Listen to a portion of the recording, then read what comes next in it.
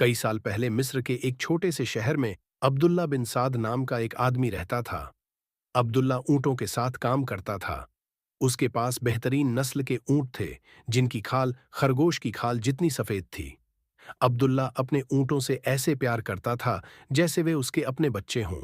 साल में एक बार वह उन्हें पशु मेले में बेचकर अच्छी रकम कमा लेता था। फिर वह नए और बचे हुए ऊंटों को पालता और अपना झुंड बढ़ाता। अब्दुल्ला की एक अच्छी ईमानदार पत्नी और 3 बेटे थे, जो उसकी झोपड़ी में खुशी से रहते थे। ऊंटों का बाड़ा झोपड़ी के ठीक बाहर था। बाड़े में पत्तेदार खजूर के पेड़ों के नीचे उसके कई खूबसूरत सफेद ऊंटों को जुगाली करते देखना एक नजारा था। जैसे जैसे समय बीतता गया, अब्दुल्ला और उसकी पत्नी धीरे धीरे कमजोर और बूढ़े होते गए। एक रात भोजन के समय अब्दुल्लाह बिन साद ने अपने 3 बेटों से कहा, मेरे बेटों, मैं अब बूढ़ा हो रहा हूं और मेरा शरीर दिन ब दिन कमजोर होता जा रहा है। मैं इतनी बार बीमार होता हूं कि मुझे लगता है कि जल्द ही मेरा समय आ जाएगा। जब मैं चला जाऊंगा तो अपनी मां का ख्याल रखना और आपस में झगड़ा मत करना। मेरे पास ज्यादा कुछ नहीं है, लेकिन मैंने एक वसीयत लिखी है जो तुम लोग गोदाम में एक बर्तन में पा सकते हो। इसके तुरंत बाद एक सुबह अब्दुल्लाह को उसकी पत्नी और बेटों ने बिस्तर पर बेजान पाया। अब्दुल्लाह की मौत के तीसरे दिन जब उसके परिवार के लोग रोना बंद कर पाए, तो उन्होंने उसकी वसीयत के बारे में सोचा। उसके बेटों ने गोदाम में हर बर्तन को छान मारा और आखिर में प्लास्टिक में लिपटा एक कागज मिला। सील खोलने पर उन्होंने पाया कि यह वसीयत नहीं, बल्कि एक निर्देश था, जिसके जरिए अब्दुल्लाह बिन साद ने उन्हें संबोधित किया था। मेरे बच्चों, मैं तुम तीनों से कहता हूं कि तुम अपनी मां का ख्याल रखो। उसे अपने फैसलों के बारे में बताओ। अगर तुम कहीं यात्रा करो तो जाने से पहले उसे सूचित करो। अहमद, तुम सबसे बड़े हो, इसलिए तुम्हारी जिम्मेदारी सबसे ज्यादा होगी।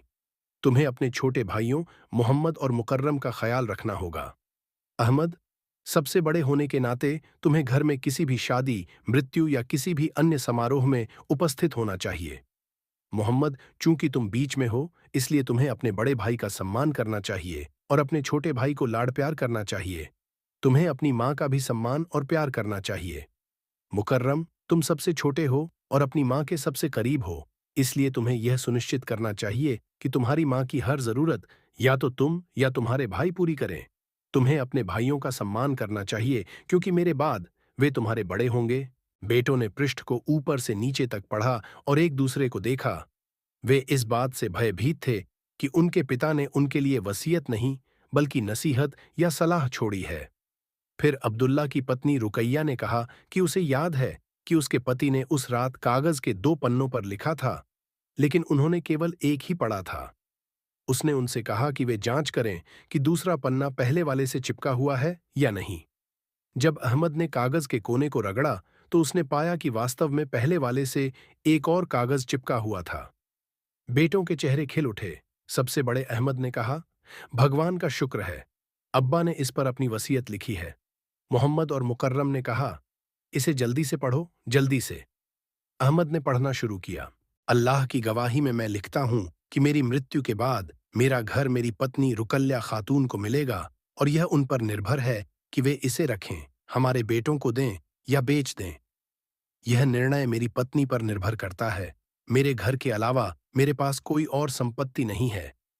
हालांकि मेरी मृत्यु के बाद मेरे ऊंट मेरी पत्नी और बच्चों के बीच बांट दिए जाएंगे। सबसे स्वस्थ और सबसे सुंदर ऊंट मेरी पत्नी को मिलेगा। बाकी ऊंट मेरे बेटों में बांट दिए जाएंगे। मेरी पत्नी द्वारा एक ऊंट लेने के बाद अहमद को बचे हुए ऊंटों में से आधे मिलेंगे। मोहम्मद को ऊंटों का 1/3 हिस्सा मिलेगा और मुकर्रम को 9वां हिस्सा मिलेगा। जब अब्दुल्लाह बिन साद की मृत्यु हुई तो उनके पास 18 ऊंट थे। सबसे अच्छा ऊंट रुकैया खातून को मिलेगा। 17 जानवर बचे। अहमद ने अपना आधा हिस्सा मांगा, लेकिन उसे 17 ऊंटों में से आधा नहीं मिल सका, यानी 8.5 ऊंट। कोई नहीं जानता था कि आधा ऊंट कहां से मिलेगा। इसी तरह जब मोहम्मद ने 1/3 और मुकर्रम ने 9वां हिस्सा मांगा, तो ऊंटों को बांटना असंभव साबित हुआ। तीनों भाई झगड़ने लगे। हर कोई जानवरों का अपना पूरा हिस्सा चाहता था। उनमें से कोई भी पीछे हटने को तैयार नहीं था। उनकी मां ने कहा कि उनके पिता को शायद ही दफनाया गया हो और वे पहले से ही एक दूसरे के दुश्मन थे। सबसे छोटे बेटे मुकर्रम ने देखा कि उनकी लड़ाई ने उसकी मां को दुखी कर दिया है। उसे अपने पिता के नसीहत में कहे गए शब्द याद आ गए। अम्मी, आप समझदार हैं। आप हमें क्यों नहीं बताती कि हमें क्या करना चाहिए? उसने कहा। नसीहत को याद करते हुए मोहम्मद ने अपने छोटे भाई को खुश करने का फैसला किया। हाँ अम्मी, आप क्या सुझाव देती हैं? अहमद को भी एहसास हुआ कि उसके पिता चाहते हैं कि वह पहले अपनी मां की इच्छा का सम्मान करे। हमें बताओ अम्मी, तुम्हारी इच्छा क्या है? उसने पूछा। मां ने कुछ देर सोचा, फिर उसने कहा, मैं अपने ऊंट को तुम्हारे ऊंटों में शामिल कर दूं। तो अब तुम्हारे पास कितने ऊंट हैं? 18, लड़कों ने कहा। अम्मी ने कहा, बिल्कुल सही।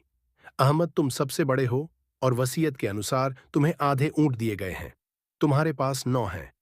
मोहम्मद, वसीयत के अनुसार तुम्हें ऊंटों का 1/3 मिलेगा, इसलिए तुम्हारे पास 18 का 1/3 है, यानी 6।